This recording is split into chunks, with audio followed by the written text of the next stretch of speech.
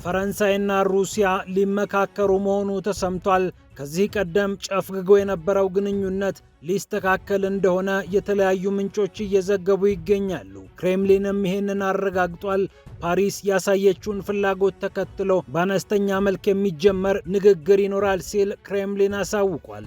የፈረንሳዩ ፕሬዝዳንት ኢማኑኤል ማክሮን በአስገራሚ ሁኔታ ከእንግዲህ ሩሲያን የምናገልበት ምክንያት የለም በማለት ያልተጠበቀ ንግግር ከአውሮፓ መሪዎች ቀድመው ተናግረዋል። እኛ ሩሲያን ብናገላትም አሜሪካ አቅርባታለች። አሜሪካ በዩክሬንና በአውሮፓ ጉዳይ ላይ የወሰነች ከምትቀጥል ከሩሲያ ጋር ብንነጋገር መልካም ነው በማለት አስገራሚ ምላሽ ነው የሰጡት የፈረንሳዩ ፕሬዝዳንት ኢማኑኤል ማክሮን። ወደ ዩክሬንና ሩሲያ ፍልሚያ ስናመራ የቢሊዮነሩን ኤለን መስክ ስታርሊንክ ሳተላይት ተጠቅማ ሩሲያ የፈጸመቻቸው ጥቃቶች አነጋጋሪ ሆነዋል። ኤለን መስክ ስታርሊንክ ሳተላይትን ሩሲያ እንዳትጠቀመው የተለያዩ እንቅስቃሴዎች ቢያደርግም የሩሲያ ጦር ግን በልዩ ልዩ መንገዶች ይህንን ክፍተት ይሞላል ተብሎ ይጠበቃል። አስገራሚውን የቴክኖሎጂ ፍልሚያ እንመለከተዋለን። በሌላ በኩል የኢራን ቁልፍ የደህንነት ሹም ወደ ኦማን አምርተው ንግግር ማድረጋቸው ተሰምቷል። ለአያቶላ አሊ ኻሜኒ ቅርብ ናቸው የሚባሉትን ሰው ኦማን ገብተው የተነጋገሯቸው ነገሮች በአንድ በኩል ተስፋ በአንድ በኩል ስጋት አጭረዋል። እናየዋለን። ወደ ቱርክ ስናልፍ ቱርክ ለሞሳድ አድረዋል፣ ሀገሬን ሰልለው ወደ እስራኤል መረጃ ሾልከዋል ያለቻቸውን ሰዎች በቁጥጥር ስር አውላ እስር ቤት ከታቸዋለች። ፒያሳ ኔትወርክን ስትከታተሉ ሁሉንም በጥልቀት ታገኛላችሁ። ፒያሳ ኔትወርክን ሰብስክራይብ፣ ላይክ እና ሼር በማድረግ የፈጣን የተአማኒና የጥልቅ ዘገባዎች ቤተሰቡን ስንል በአክብሮት ጋብዘናል። አሁን ወደ ጉዳዮቻችን አለፍን።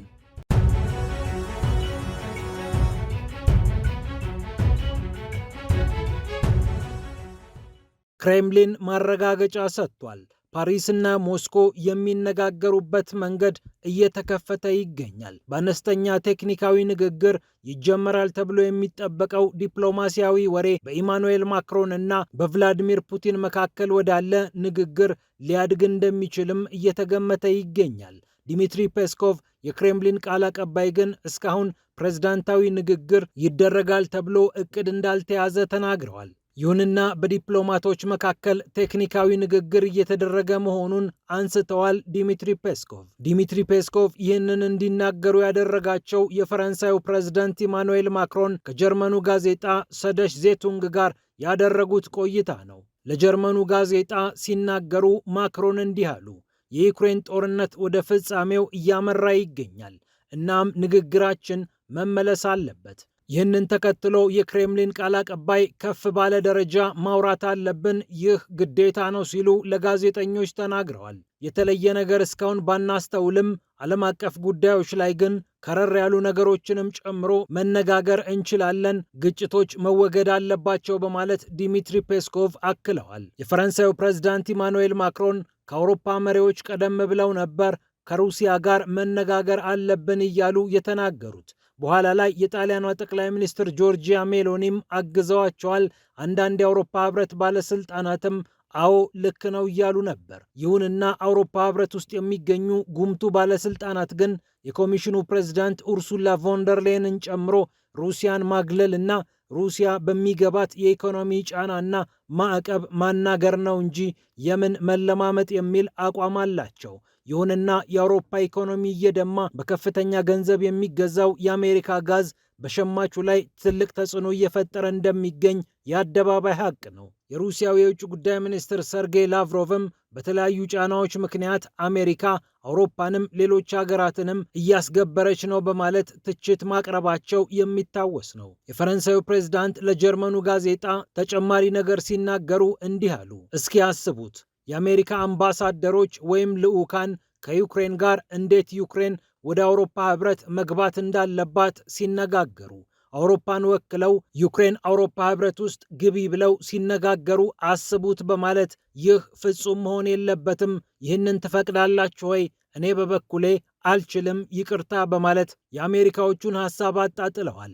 ይህ እኮ የክብር ጉዳይ ነው፣ ክብር ደግሞ ጥሩ ነው፣ ያስፈልገናል በማለት ኢማኑኤል ማክሮን ለምን ከሩሲያ ጋር ማውራት እንዳለባቸው ተናግረዋል። ኪየቭን በ2027 የአውሮፓ ህብረት አባል ለማድረግ እየተደረገ ያለው እንቅስቃሴ በቀጠለበት ሰዓት ነው የፈረንሳዩ ፕሬዝዳንት ይህንን ያሉት። አሜሪካ በአውሮፓ ጉዳይ ገብታ ከምትፈተፍት ከራሷ ከሩሲያ ጋር በቀጥታ ብንመክርና ክብራችንን ብናስጠብቅ ይሻላል የሚል አቋም ኢማኑኤል ማክሮን አላቸው። ከሰሞኑም የአውሮፓ ህብረት ባለስልጣናት ኪየቭን ወደ ብራሰልሱ ድርጅት ለመቀላቀል ጥረት እያደረጉ እንደሆነ ታውቋል። ይህንን ልትቃወም ትችላለች የተባለችውን ሃንጋሪንም ዝም በማሰኘት ወይም ደግሞ ገለልተኛ እንድትሆን በማድረግ የአውሮፓ ህብረት ባለስልጣናት ጥረት እንደሚያደርጉ ፖለቲኮ ዘግቧል። ሙሉ አባልነት እንኳን ባይሆን በከፊል አባል የምትሆንበትን መንገድ በሆነ ሁኔታ ማመቻቸት አለብን ብለው ብራሰልሶች እየመከሩ እንደሚገኙ ፖለቲኮ ዘግቧል።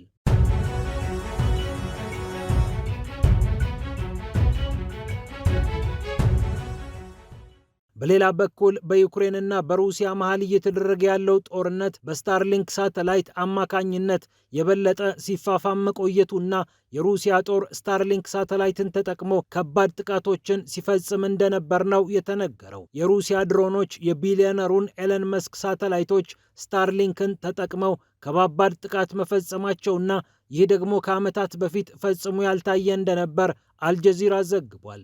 መንሱር ሚሮቫሌቭ የተባለ ጸሐፊ ለአልጀዚራ ሲጽፍ እንዲህ አለ።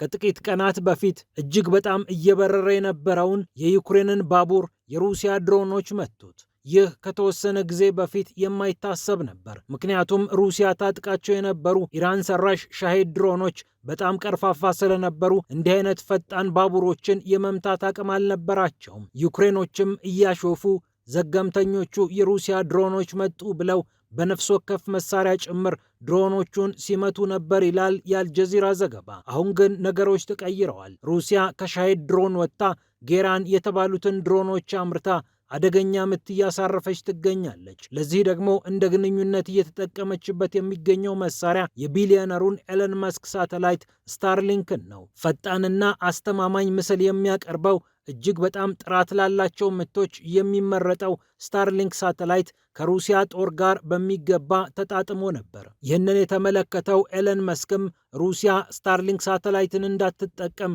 የተለያዩ ጥረቶችን አድርጓል።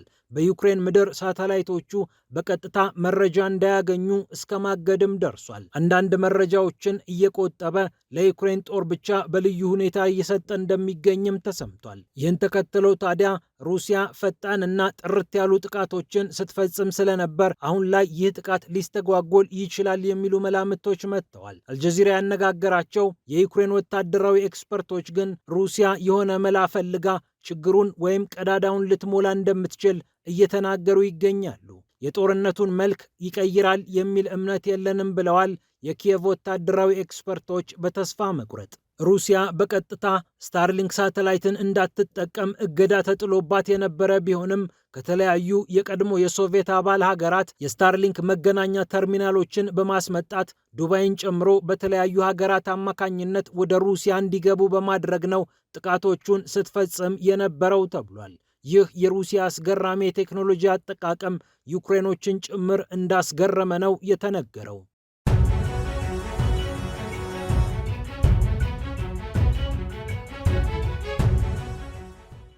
ይህ እንደተጠበቀ ሆኖ ወደ ኢራን ጉዳይ ስናልፍ የኢራኑ ቁልፍ የደህንነት ሹም ወደ ኦማን አምርተዋል።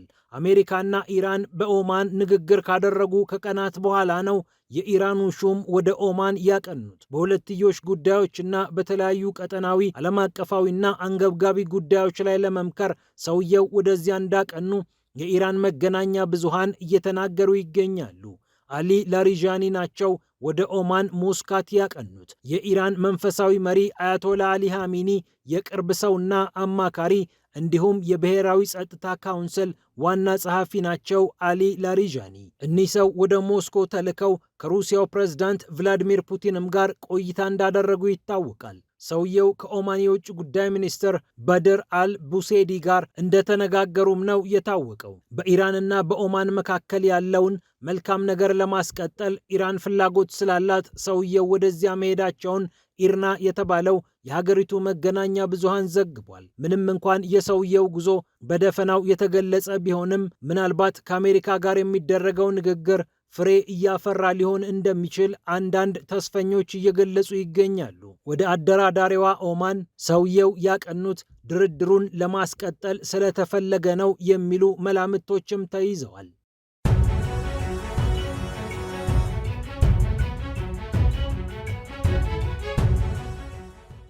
በተመሳሳይ ቴህራን ለአሜሪካ አንድ ምክር መክራለች፣ ከእስራኤል ተጽዕኖ ውጪ በሚል።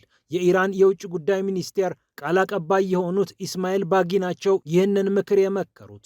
አሜሪካ እስካሁን ባለው ሁኔታ በእስራኤል ተጽዕኖ ስር ያለች ነች። የራሷን ጥቅሞች፣ የህዝቦቿን ፍላጎት ሳይሆን የእስራኤልን ፍላጎት በማሟላት ቀጠናው ችግር ውስጥ እንዲገባ እያደረገች ትገኛለች። እያንዳንዱ እርምጃቸው ከእስራኤል ጋር የተሳሰረ ነው። ስለዚህ ከእስራኤል ጥላ ውጪ በማለት አሜሪካን መክረዋል ቃል አቀባዩ። የላሪጃኒ የኦማን ጉብኝት በተስፋ እንዲሞላ ያደረገው አንደኛው ነገር ኢራን እስካሁን ያበለጸኩትን ዩራኒየም ወደ ከፍተኛ መጠን እንዳያልፍ ልገድበው እችላለሁ፣ ማዕቀብ የሚነሳልኝ ከሆነ ደግሞ የበለጸገውን ዩራኒየም ወደ ከፋ ደረጃ እንዳይደርስ ላደርገው እችላለሁ ማለቷን ተከትሎ ነው የሰውየው ጉብኝት በተስፋ የተሞላው። የተባበሩት መንግስታት ድርጅት የአቶሚክ ኃይል ኤጀንሲ እንደሚለው 440 ኪሎ ግራም የሚሆን ዩራኒየም ያበለጸገችው ኢራን በ60 በመቶ ጥራት ደረጃ ነው ዩራኒየሙን ያበለጸገችው። ወደ 90 በመቶ የሚጠጋ ከሆነ ደግሞ ጅምላ ጨራሹን አቶሚክ ቦምብ ኢራን ታጠቀች ማለት ነው።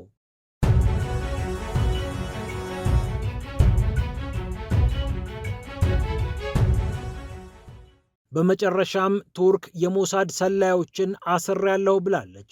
የሀገሪቱ ፍርድ ቤትም 2 ግለሰቦችን በቁጥጥር ስር ውለው ጉዳያቸውን እንዲከታተሉ አዟል። ለእስራኤል የተለያዩ መረጃዎችን ሲሰልሉ ነበሩ የተባሉት 2 ዜጎች ቱርካዊ ሲሆኑ መሄመት ባዳክዴሪያ እና ቬይሲል ኬሪሞግሉ ይባላሉ። ሁለቱ ግለሰቦች የቱርክን ብሔራዊ ሚስጥር ወደ እስራኤል አሳልፈው ሰጥተዋል በሚል ተጠርጥረው ነው በቁጥጥር ስር የዋሉት። ሲሰልሉ ነበር፣ እኛም ስንከታተላቸው ነበር፣ በመጨረሻም በቁጥጥር ስር አውለናቸዋል ብላለች አንካራ። አናዶሉ የዜና አውታር እንደዘገበው ሰዎቹ ወደ እስራኤል መረጃ ሲያስተላልፉ እጅ ከፍንጅ ተይዘዋል። ፒያሳ ኔትወርክን ስትከታተሉ ስለቆያችሁ ክብረት ይስጥልን ብለናል። ፒያሳ ኔትወርክን ሰብስክራይብ፣ ላይክና ሼር በማድረግ የፈጣን የተአማኒና የጥልቅ ዘገባዎች ቤተሰቡን ስንል በአክብሮት ጋብዘናል። ሰላም ለዓለማችን።